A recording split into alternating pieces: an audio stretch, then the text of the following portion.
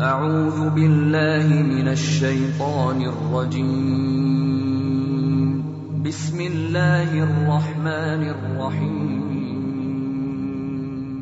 Ата-бабаларыбызның 1100 ел элек әле бит ул рәсми рәвештә дәүләт нигезендә ислам динен кабул итү ул бик зур вакыйга, ул бит инде дөресрәк ул 1-200 ел алдан инде исламга килә башлаганнар һәм менә шушы ислам диненең безнең җирлекләребезгә ислам нурының кылыч белән түгел, дистәләрчә, меңләрчә кешенең канын кыеп түгел, гомерен үзеп түгел, менә чыннан да бу бит дин, бу бит кешеләрне бәхетле итә торган тормыш рәвеше дип ата-бабаларыбыз үзләренә бу юлны сайлап алган. Дөресрәге Аллаһ сайлаган безнең милләтебезне шушы дин өчен һәм бу безнең өчен безгә Аллаһның рәхмәте бу.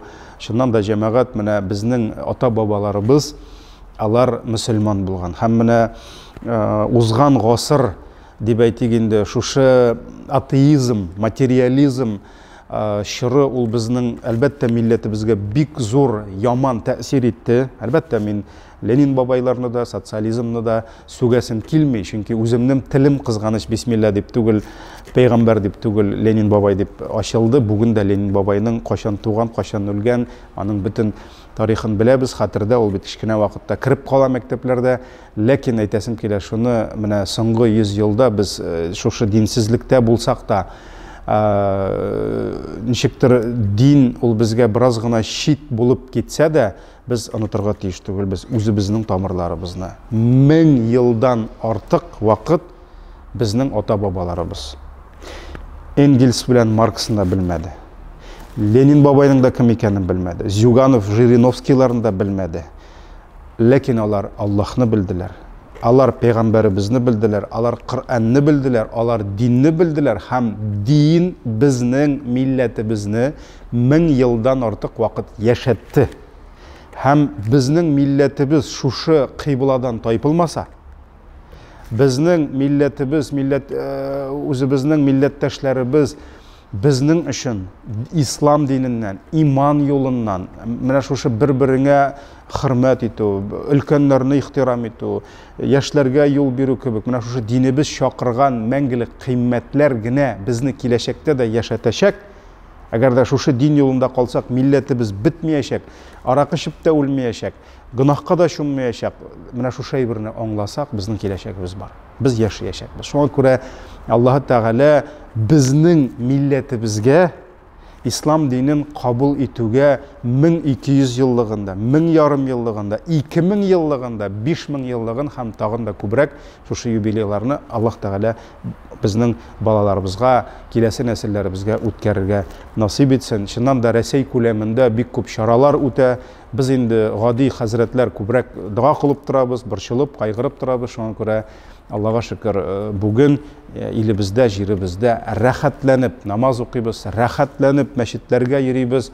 Беркем дә безгә ураза тоткан өчен дә, намаз укыган өчен дә килеп тәнкыйть тә белдермәй, үзен синнән өстендә санамый. Бигрәк тә инде мин әйтер идем менә Татарстан җирлеген, чөнки субханалла менә ничәдер ел эчендә, 2 ел эчендә 1000 мәчет төзелү, Казанда гына 70-80 мәчет булу.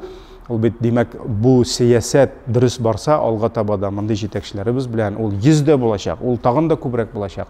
Тарихта әле мин уйламыйм, әйтик Казан ханлыгы алынганнан соң 500 ел эчендә диннең мондый дәрәҗәдә булуы, мәчетләрнең бу кадәр күп, мөселманнарның күп булуы андый заманалар булды микән әле. Шуңа күрә безгә моны сакларга, җитәкчеләребез өчен изге дуа кылырга кирәк һәм менә бу әманәтне ватмыйча, җимермичә киләсе буыннарга тапшырырга һәм үзебезнең татар булуыбызны һәм беренче чиратта мөселман булуыбызны. Чөнки ислам бер әйберне аңлыйк. Ислам татарсыз да яшый ала, татар исламсыз яшый алмый. Шуңа күрә динебездә булырга Раббым насыйп итсен. 10-11 гасыр эчендә ислам ул безнең тышкы кыяфәтебезгә генә түгел, түбәтәй сакал яулыкларыбызга гына түгел, ул безнең исемнәребезгә генә түгел, ул безнең хәтта җисемебезгә генә түгел, менә җаныбызның иң тирән булган, иң нечкә кылларына үтеп кергән. Шуңа күрә безнең күн күрешебез, безнең горыф гадәтләребез булып сеңгән дин кануннары, дин кыйммәтләре. Хәтта карагыз, безнең күп кенә әйтик, дөнья күләм танылган һәм безне таныткан милләт буларак, халык буларак, хәтта күп галимнәребез, алар дин галимнәре. Алар дин галимнәре. Бүгенге көндә дәген, аның инде киткәненә гасырдан артык вакыт булса да, бүгенге көндә дә гарәп илләрендә Шихаб хәзрәтләрнең кем икәнен беләләр. Аның китаплары гарәп телендә, чип-чиста гарәп телендә язылган. Булсын ул безнең Мөхәммәд Рамзи хәзрәтләре, менә Муса Бигиев хәзрәтләре, алар безне дөньяга таныттылар. Һәм алар күрсәтә безнең мәгърифәтле халык булуыбызны. Безнең интеллектуаль яктан көчле халык булуыбыз, безнең тарихыбыз бар. Һәм шуннан да безгә менә шушы безне дөнья күләм таныта торган галимнәребезне безгә терелтергә кирәк. Безгә аларны үстерергә кирәк.